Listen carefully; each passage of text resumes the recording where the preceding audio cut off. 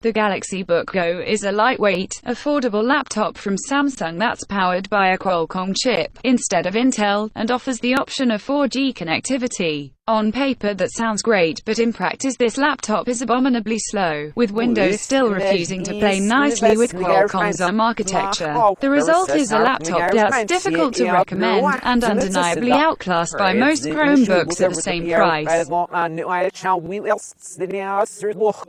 While I have my complaints about the Galaxy Book Go's performance, I can't really fault the way it looks. Only available in silver, this is a pretty sleek and attractive laptop for the price.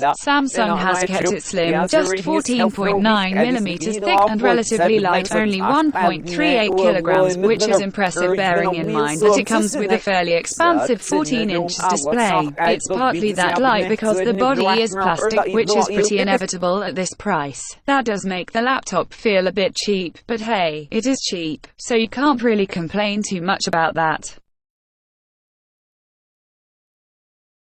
The 14 inches display here is large for a laptop of this price, but it comes with drawbacks. It's full HD, at 1920 by 1080, so at least Samsung hasn't taken any shortcuts there as we've sometimes seen in other budget laptops. Unfortunately, it's not a great screen in other respects. Using a Spider X to assess the screen's performance, I found it capped at a max brightness of only 225 nits, about half of what the best laptops manage, though admittedly better than a few other cheap options. It also offers a limited color range, managing only 62% of the sRGB gamut. That means it's not capable of displaying a full range of colors, leaving you with inferior image quality. It's fine for basic work tasks, but movies and photos simply won't look their best on this screen. They're made worse by limited viewing angles that mean the display suffers if you're not looking at it head-on. It's also a shame that there's no touchscreen option. That's not totally unusual for the price, but it would have helped make up for some of the laptop's other shortcomings. There are stereo speakers built into the laptop, but as you'd expect they're pretty weak and tinny. They'll do the job if you're on a video call or want to watch something on YouTube, but for music or even Netflix viewing, you'll definitely want to connect your headphones.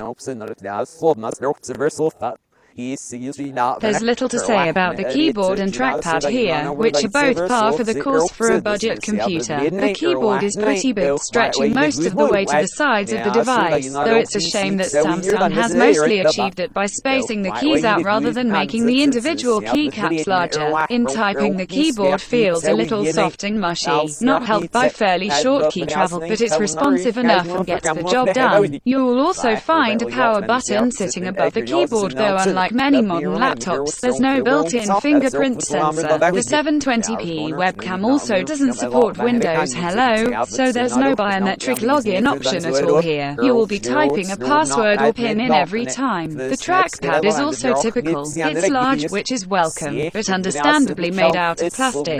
That makes it feel a little sluggish and adds a little friction as you drag your finger across, but you won't find any better without spending much more.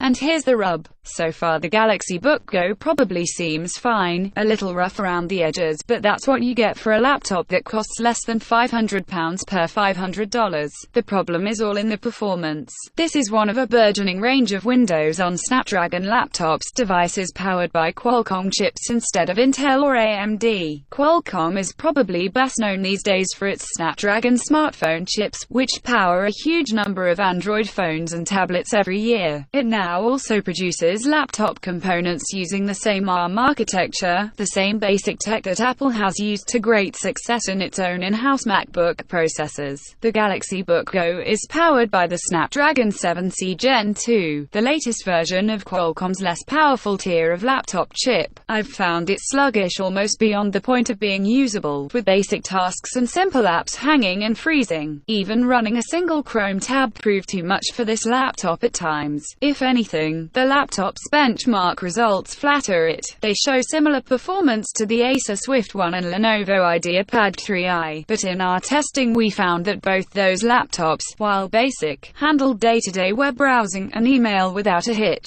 I can't say the same for the Galaxy Book Go. When reviewing a laptop I normally make it my main device for the week, but I have to admit that I couldn't bring myself to use the Galaxy Book Go much, either for work or browsing the web in the evenings. It's probably worth flagging that my review model runs with just 4GB of RAM. This is the only option in the US, though the UK and some other markets also get an 8GB RAM variant. Perhaps this will have superior performance, though, with a £100 surcharge for the extra RAM, with no other spec changes. I personally wouldn't pay the premium to find out. The poor performance is made worse by the fact that Windows still doesn't have full compatibility with ARM chips, meaning that some apps can't run at all on Windows 10. This laptop is eligible for a free upgrade to Windows 11, which does at least include an ARM emulator, but that will add an extra layer of performance challenge that I simply don't trust this laptop to meet. The problem is that Windows is a complex operating system, and it simply can't run well on such low-powered chips. At this price you'd be much better off looking at a cheap Intel chip if you really need Windows, or turning to a Chromebook. Samsung's own Galaxy Chromebook Go is about the same price and comes with a less powerful chip than this, but because it runs the lightweight Chrome OS it offers much smoother performance.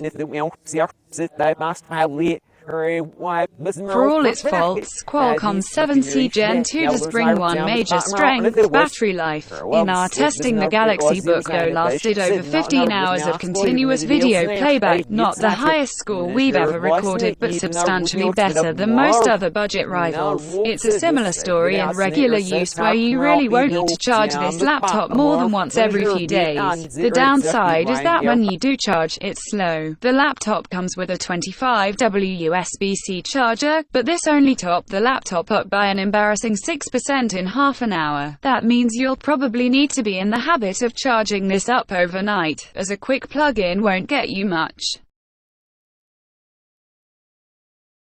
Connectivity is another key strength. For one, despite the slim build, Samsung has baked in a surprising array of ports. There's a USB-C port on each side for charging and data, one of which handles video output too, one USB-A 2.0 port, a 3.5mm headphone jack, a micro SD card slot, and even a Kensington Nano-Lock slot. Just as importantly, there's a SIM card tray, because like all Qualcomm laptops this supports 4G LTE. You'll need an extra SIM card. You can't piggyback on your phone's data plan, disappointingly, but if you don't mind the ongoing outlay, it's incredibly convenient to get access to data even when there's no good Wi-Fi around. You might have also seen a Galaxy Book Go 5G around. Do note that these are different laptops. In addition to 5G, that model includes a more powerful processor and some other spec upgrades, so in turn commands a much higher price. This model is 4G only, so won't handle connections that are quite as fast, but there's still little to complain about there. There's also Wi-Fi, of course, though not the latest Wi-Fi 6 or 6E standards, and Bluetooth 5.1 to connect up headphones or other accessories.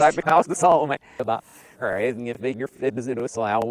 Galaxy Book Go is widely available, and starts from £399 per $349 per €499. You can buy it directly from Samsung, or from Amazon and other retailers. It's probably a much more appealing option in the US, where that price is cheap enough to perhaps make you overlook the performance problems, though I'd still hesitate. In the UK and Europe, however, the price feels like daylight robbery for what you're getting. The performance simply isn't good enough, and rival laptops, both Windows and Chromebooks, comfortably outshine the Galaxy Book Go. Check out our charts of the best budget laptops and the best Chromebooks for some better options around the same price, or the best budget laptop deals we found right now to grab a cheap laptop even cheaper.